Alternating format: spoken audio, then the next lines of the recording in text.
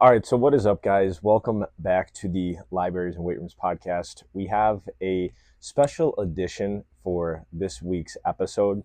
If you are watching this episode, which I believe now you can watch them all right on Spotify, we also always upload all of them to YouTube as well. And so if you're watching this, you will see that I'm not in my typical location at my office in Tampa, Florida. Today, I'm actually recording this episode in my parents' basement. All right, so I'm actually home for the holidays this week, and I am making do with what I have. First rule of entrepreneurship, right? Use what you have. And what I have is my parents' basement. And more specifically, if if you're if you're watching this, you can see that I'm actually in the weight room area of my parents' basement. And it was interesting because over the last couple of days I've been working out here, and I've thought, I've probably spent, I would say, north of like 1,000 hours in this little area. I remember like being a little kid and like learning how to exercise and work out down here, and like my father teaching me like little things like what a skull crusher was, what a push-up was, what a bicep curl was, what the bench press looked like.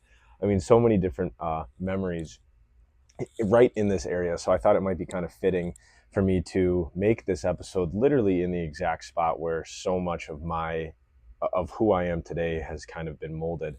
And it's been a really cool week, I think, just coming back and looking out like over the backyard. And I made this really cool post yesterday that said, I was looking out over the backyard and I saw like our basketball court that we have in the backyard. I saw the jungle gym that I had. I saw the shed that my father housed all the yard equipment in, and I thought it's so cool how like 40 yards of land can have so many memories, and these 40 yards of land can have such an impact and an influence on who I am today.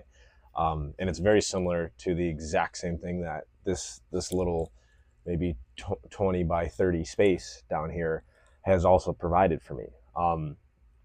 So I think it's been a really interesting week, right? Just realizing these little things in my upbringing that helped me ultimately become who I am today, and why I even do the Libraries and Weight Rooms podcast, which, as I mentioned a couple episodes ago, I have something really cool that we're working on going into 2025. Over the last couple of weeks, I've been kind of organizing it and making sure that it was up to the standard that I wanted to kind of present it out to the world. And we're pretty close. We're pretty close to actually launching it. We're probably going to do some tests in the next couple of days and weeks, once I think kind of like the holidays kind of calm down, and then it will all be officially live in 2025 for all of you guys to experience when it comes to this podcast and a lot of the projects that I'm working on for the Be That Guy program. I'm not sure if you can see this in the screen, but the Be That Guy program is the young men coaching program that we're working on with guys anywhere from 17 to 25, and now we even are attracting a lot of guys who are even in their early 30s as well. So got a lot of really cool things that we're working on going into 2025 for that, and this podcast will be affected by that. So I'll explain a little bit more of it as we go more into 2025.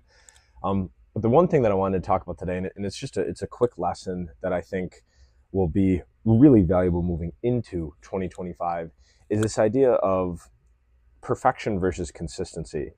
And I'm literally like living that rule right now, right?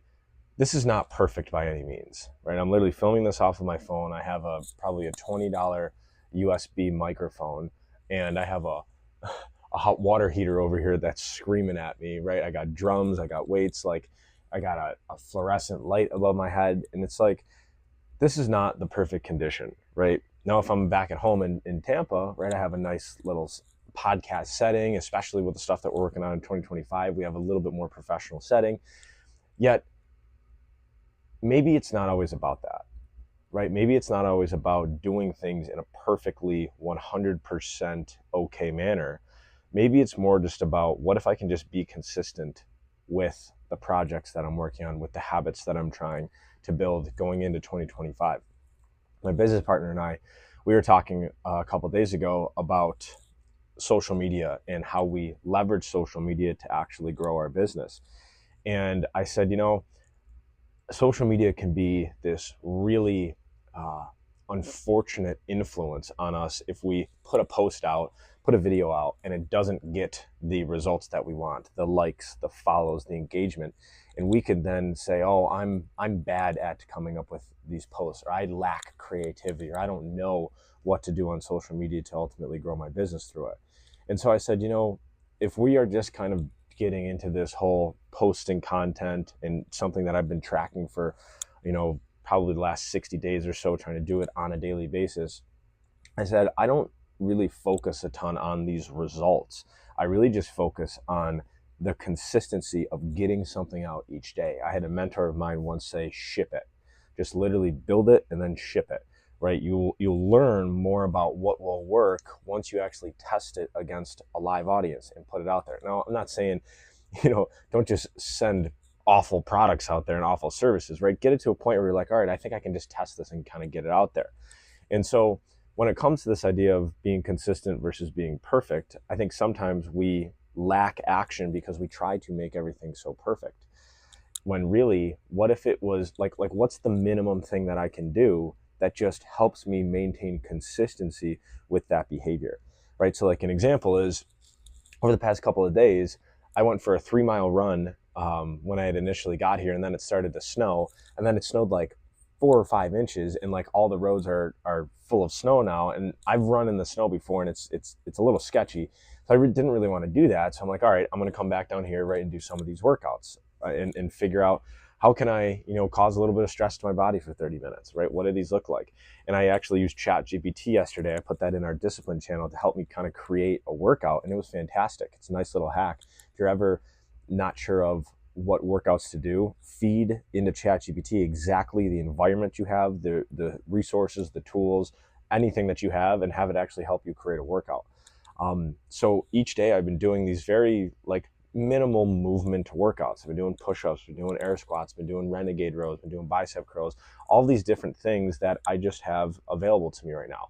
Now, it isn't CrossFit, it isn't boxing, right? It isn't running out in the Tampa sun, right? It's completely the opposite. It's kind of working with just what you have.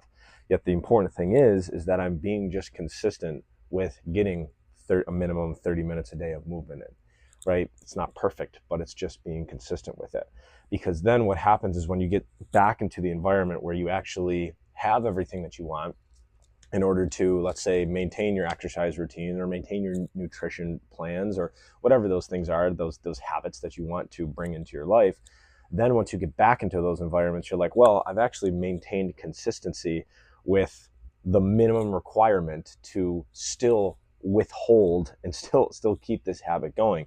So it actually, from what I believe, it kind of actually keeps me motivated, because it isn't like there wasn't just this big gap of when I did nothing and then I get back into the environment. It's like, all right, I got to kind of get the train moving again, right? It's like, well, the train was actually just slowly moving the whole time.